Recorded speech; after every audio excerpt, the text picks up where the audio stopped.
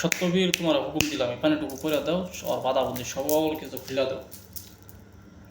সত্যবীর আমার তসবিটা পারবো, সত্যবীর সত্যবীর সত্যবীর যদি বড় হয়ে থাকো তোর তসবিটা উত্তর দক্ষিণ ঘোরাও। সত্যবীর আমার তসবিতে পারবো, যদি বড় হয়ে থাকো তোর তসবিটা উত্তর দক্ষিণে ঘোরাও।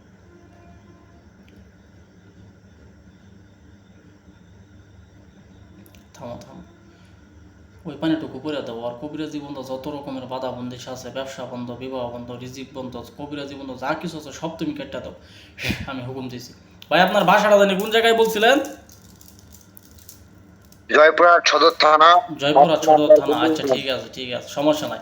আলা আপনি ওই বইয়ের উপরে ধরেন, হ্যাঁ ক্যামেরাটা বইয়ের উপরে ধরেন, বইয়ের উপরে, হ্যাঁ দুটোটা বইয়ের উপরে ধরেন। আমি আপনার বই জাগ্রত করে দিতেছি, তবে মনে রাখবেন যদি অন্যায়ভাবে ক্ষতি করেন, মানুষের বান মারেন, মানুষের ক্ষতি করেন, তাহলে কিন্তু আপনার সমস্ত শক্তি নষ্ট হয়ে যাব। আমি কিন্তু আগেই বলে দিতেছি। ঠিক আছে ওস্তাদ। আচ্ছা ঠিক আছে, ক্যামেরাটা ধরেন।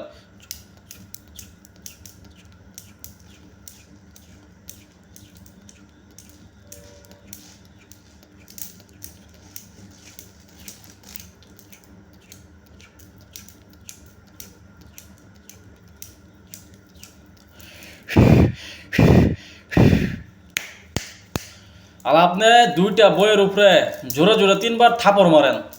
এই কিতাব তুই রবিউল উস্তাদ দয় লাগে জাগ্রত হয়ে যা।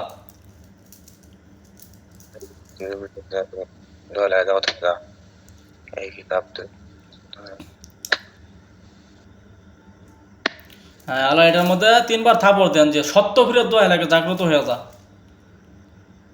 কার দোয়া লাগে? সত্য ফিরের দোহাই লাগে 3বার বলে 3টা থাপড় মারেন।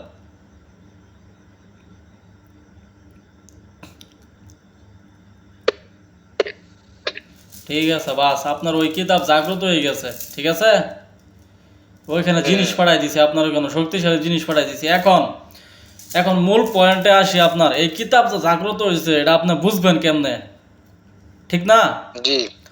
কোনো তুলারাশি লোকের এই দুটা কিতাব পশ্চিম দিকে রাখবেন, রাইখা ওরা বসাইবেন।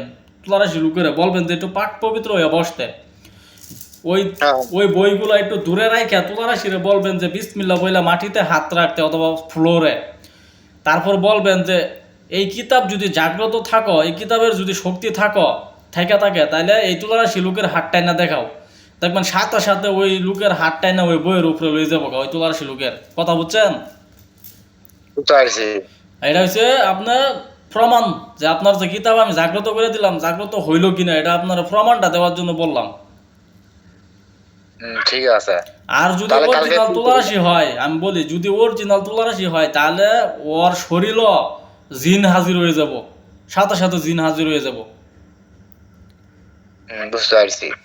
ওই পানিটুকু আপনার পুরো আসনে ছিটাই দেন, আপনি 3 দিন খাবেন, গোসল করবেন।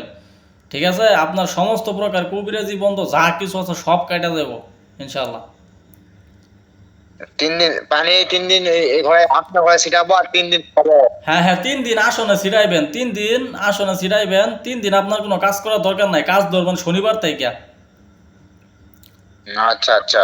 3 দিন আপনি ছিটাইবেন আসনে, হ্যাঁ সন্ধ্যার সময়। আর 3টা সত্যবীরের নামে 3টা আগরবাতি ধরাই দিবেন, বুঝছেন?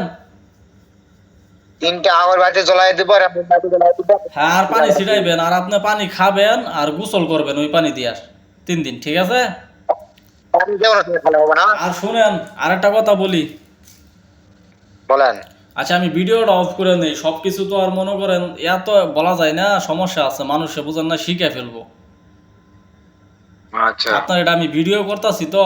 ঠিক আছে।